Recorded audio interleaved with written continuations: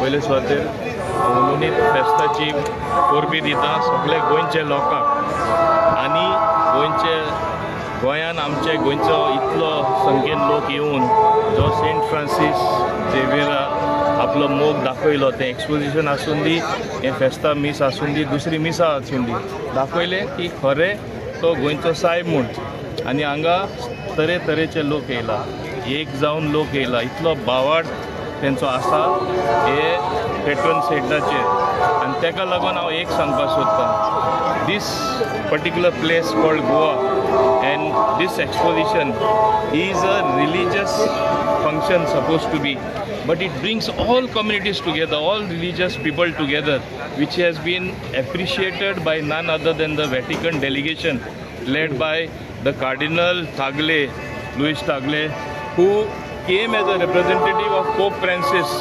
He has so many other duties. He looks after thousands of dioceses all over the world, evangelizing churches.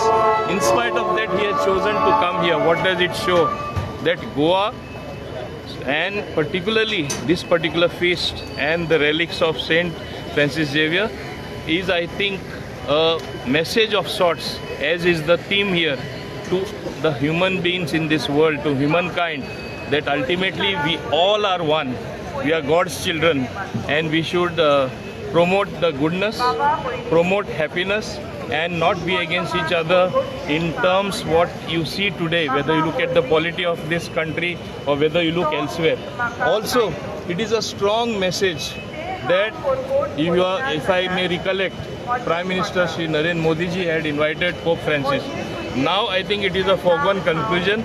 We will expect him to visit India sooner than expected, because after seeing the preparation of the collaboration between the state government and the church authorities in Goa, there was a special comment from Cardinal Luis Tagle that I will convey all this to His Holiness the Pope Francis.